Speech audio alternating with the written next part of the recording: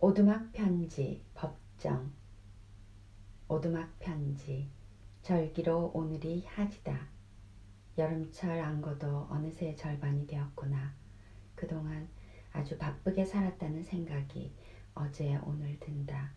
모처럼 산 거에 한적한 시간을 되찾을 수 있었기 때문이다. 어젯밤에는 오랜만에 별밭에 눈길을 보내고 어지럽게 날아다니는 반딧불이도 보았다. 그토록 머리 무겁게 생각해오던 방 뜯어고치는 일을 감행했다. 이 궁벽한 산중에서 방을 뜯어고치는 일은 여간 힘들고 머리 무거운 일이 아니다.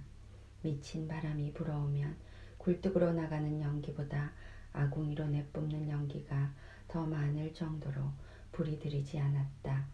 아랫목은 발을 디딜 수 없을 만큼 프라이팬처럼 뜨거워도 윗목은 냉랭하고 습해서 집을 비워두면 곰팡이가 슬었다. 이번에는 아예 아궁이와 굴뚝의 위치를 바꾸고 방구들을 다시 놓았다. 다행히 불이 잘 들이고 방이 고르게 덥다. 그동안의 경험을 통해서 성실한 일꾼과 나는 온돌방의 묘리를 제대로 터득하게 된 것이다. 진정한 배움은 이론을 통해서가 아니라 몸소 겪는 체험을 거쳐 이루어진다. 그리고 몇 차례 실패를 겪으면서 구조적인 원리와 확신에 이를 수 있다. 이런 일은 비단 방 고치는 일만이 아니라 인간사 전반에 걸쳐 해당될 것이다.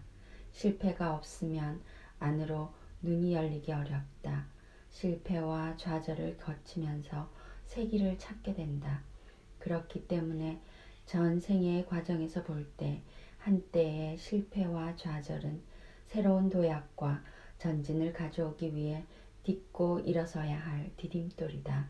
며칠 전에 도배를 마쳤는데 아직 빈 방인 채 그대로 있다. 방석이나 경상, 다구 등 아무것도 들여놓지 않았다. 나는 이 빈 방의 상태가 좋다. 거치적거릴 게 없는 텅 빈 공간이 넉넉해서 좋다. 얼마쯤의 불평과 아쉬움이 오히려 즐길만하다.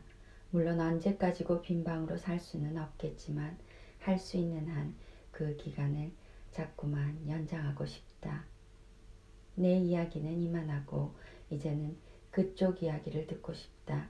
집 짓는 일은 어느 정도 진척이 되었는지 이형은 덮었는지 궁금하다. 장마철이 오기 전에 지붕을 덮어놓아야 나머지 일은 그 안에서 진행할 수 있다. 나 같으면 벌써 일을 마쳤을 텐데 아직도 끝내지 않았다니 그 저력이 대단하구나. 상량을 한 지도 벌써 달포가 지났는데 두 칸 방집을 짓는 그 진행이 너무 더디다. 물론 날씨와 그럴 만한 현장의 사정이 있을 줄 안다. 일을 하면서도 즐겁게 해야 그 일의 결과도 좋다. 그러나 내가 우려하는 것은 자원봉사 명분으로 불러다 쓰는 공양주를 비롯해서 많은 사람의 은혜와 신세를 그렇게 오랫동안 져도 좋을까 하는 생각이다. 시은을 많이 입게 되면 그 타성에 젖어 정진이 소홀해진다는 사실을 명심해야 한다. 방 두 칸 지으면서 얼마나 많은 인력과 재력과 시간과 시은을 들이고 있는지 되돌아볼 일이다. 상량문에서도 언급한 바 있듯이 나는 그 두 칸 흙집이 진정한 수행자의 거처가 되기를 바란다.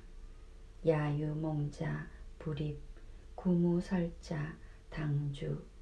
밤에 꿈이 있는 자, 들어가지 못하고 입에 혀가 없는 자만이 머무를 수 있다. 밤에 꿈이 많은 사람은 그만큼 망상과 번뇌가 많다. 수행자는 가진 것이 적듯이 생각도 질박하고 단순해야 한다. 따라서 밤에 꿈이 없어야 한다. 또 수행자는 말이 없는 사람이다.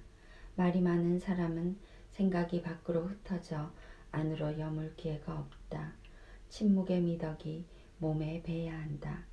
나는 그 두 칸 흙집 자체가 질박하고 단순한 수행자의 모습이기를 바란다.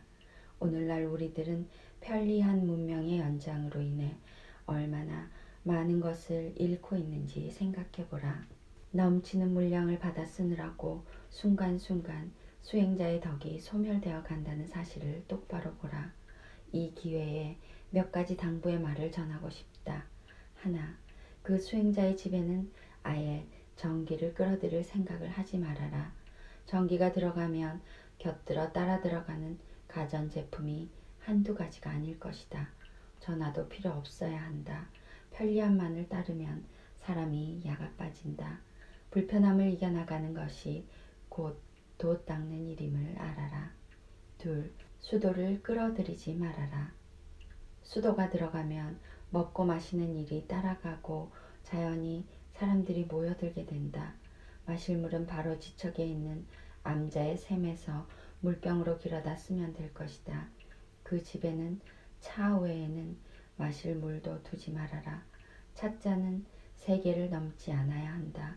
많으면 그 집에 어울리지 않고 소란스러워 차의 정신인 청적에 어긋난다. 셋, 그 수행자의 거처를 서전이라고 이름 지은 것은 위치가 암자의 서쪽에 있다는 뜻도 되지만 부처님과 조사들의 청정한 생활 규범인 설의 가풍을 상징한 것이다. 그러므로 그 수행자의 집에는 여성들의 출입을 금해야 한다. 넷, 그 수행자의 집에 거처하는 사람은 반드시 새벽 3시에 일어나고 밤 10시 이전에는 눕지 말아라. 새벽 야불은 수도 생활 중에서 가장 중요한 일과이므로 반드시 이행해야 한다. 잔소리가 길어졌구나. 그러나 요즘에는 이런 잔소리를 하는 사람도 점점 사라져가는 세태다. 여러 가지로 불비한 여건 아래서 집 짓느라고 고생한 그 공덕은 그 집을 의지해 정진하는 수행자에게 두고두고 회향될 것이다. 집 짓는 일은 아무나 할 수 있는 일이 아니라는 것을 나도 일찍이 경험을 통해서 알고 있다. 이상에 당부한 사항을 지키는 수행자라면 우리는 한 부처님의 제자로 같은 길을 가는 길벗이 될 것이고, 그렇지 못하면 스승과 제자 사이라 할지라도 뜻은 10만 8천리가 될 것이다. 끝으로 옛사람의 말을 안으로 새기면서 이 사연을 마친다. 입안에 말이 적고 마음에 일이 적고 뱃속에 밥이 적어야 한다. 이 3가지 적은 것이 있으면 신선도 될 수 있다. 처음 세속의 집을 등지고 출가할 때 그 첫 마음을 잊지 말라. 함께하는 행복세상 바람튜브였습니다.